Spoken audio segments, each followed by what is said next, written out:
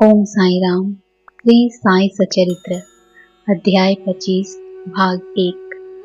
अध्याय 25 के प्रमुख विषय हैं दामू अन्ना कासार, अहमदनगर के रुई और अनाज के सौदे, आम्रलीला, प्रार्थना।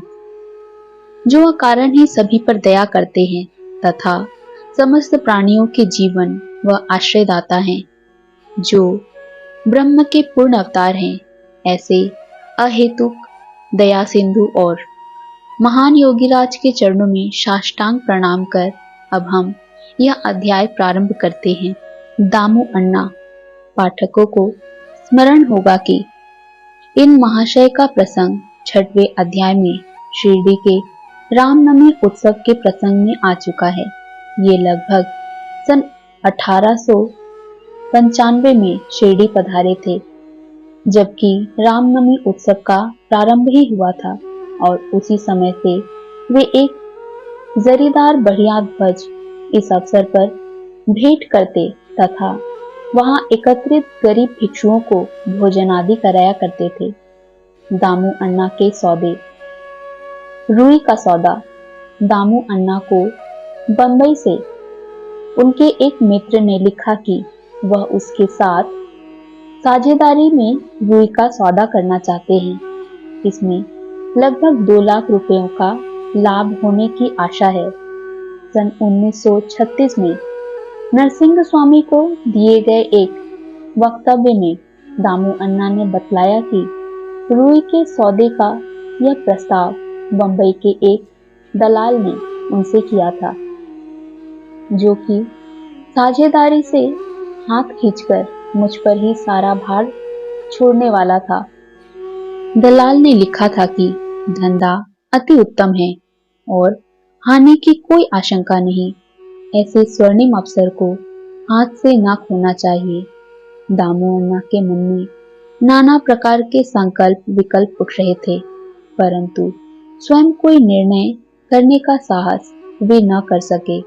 उन्होंने इस विषय में कुछ विचार तो अवश्य कर लिया, परंतु बाबा के भक्त होने के कारण पूर्ण विवरण सहित एक पत्र श्यामा को दूसरे ही दिन मिल गया, जिसे दोपहर के समय मस्जिद में जाकर उन्होंने बाबा के समक्ष रख दिया। श्यामा से बाबा ने पत्र के संबंध में पूछताछ की। उत्तर में श्यामा ने कहा कि अहमदनगर के दामू अन्ना कासार आपसे कुछ आज्ञा प्राप्त करने की प्रार्थना कर रहे हैं। बाबा ने पूछा कि वह इस पत्र में क्या लिख रहा है और उसने क्या योजना बनाई है।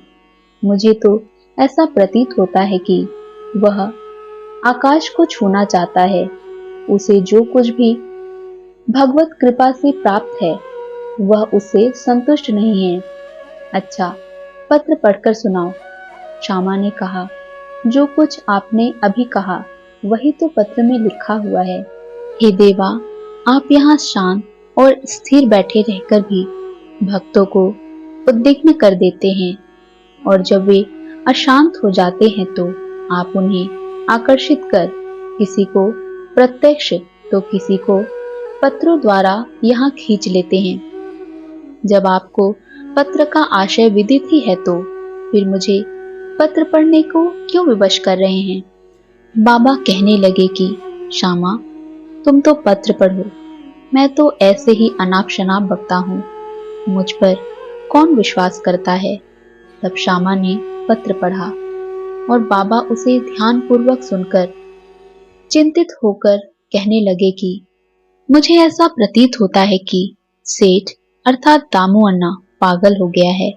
उसे लिख दो कि उसके घर किसी वस्तु का अभाव नहीं है, इसलिए उसे आधी रोटी में ही संतोष कर लाखों के चक्कर से दूर ही रहना चाहिए।